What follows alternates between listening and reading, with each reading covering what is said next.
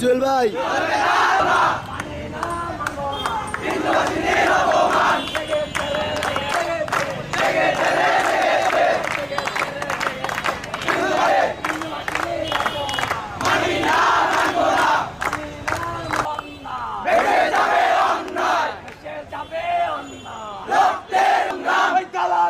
রাজপথ রাজপথ রাজপথ চোখের অপমান মানি না মানব না সংগ্রাম চলবে না চলবে না।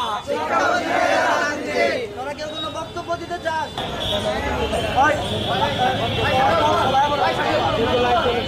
গতকাল আমাদের এখানে একটা রাজনৈতিক দলের মিছিল ছিল বা পদযাত্রা ছিল। তারা তাদের টাঙ্গাইলের যে কেন্দ্রীয় নেতৃবৃন্দ তারা আমাদের স্কুলে যায়, শিক্ষকদের অনুমতি ব্যতীত তারা বিভিন্ন ক্লাসরুমে প্রবেশ করে। এরপর হচ্ছে শিক্ষার্থীদের বিভিন্ন কথা বলে, মানে অরাজনৈতিক কথা বলে যে এটা কোনো রাজনৈতিক না, এই বলে শিক্ষার্থীদের বের করে নিয়ে যায়। এরপর পরিস্থিতি যখন স্বাভাবিক দিয়ে যায়, তারা যখন বিশৃঙ্খলা সৃষ্টি করে, শিক্ষকদের সাথে তর্কাতর্কি করে, তখন শিক্ষকরা বাধ্য হয় মর্নিং শিফট ছুটি দেওয়ার জন্য। মর্নিং শিফট ছুটি দেওয়ার পর তারা বাসায় চলে যাওয়ার কথা। তারা গিয়েছিল ওই মিছিলে। তারা তো গতকাল যে ঘটনাটা ঘটেছে আমার ছোট ভাইদের সাথে, এটা খুবই নেক্কারজনক একটা ঘটনা। আমার জানা নেই টাঙ্গাইলের ইতিহাসে কখনো মানে বিন্দুবাসিনীর বাচ্চাদেরকে বা আমার ছোট ভাই বোনদেরকে কখনো স্কুল থেকে বের করে কোনো রাজনৈতিক মিছিলে নিয়ে যাওয়া হয়েছে কিনা এরকম কোনো নজির আমার জানা নাই।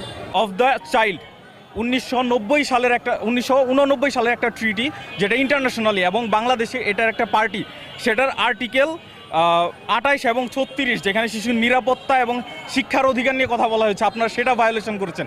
নট অনলি দ্যাট, বাংলাদেশের supreme law of the land, যেটা হলো একটা কনস্টিটিউশন, সেই কনস্টিটিউশনের আপনারা আর্টিকেল 15 এবং 17, যেখানে হলো বলা হয়েছে শিক্ষাকে একটা মৌলিক অধিকার এবং প্রাথমিক শিক্ষাকে বাধ্যতামূলক করা হয়েছে, এই দুইটা অধিকারকে আপনারা ক্ষুণ্ণ করেছেন।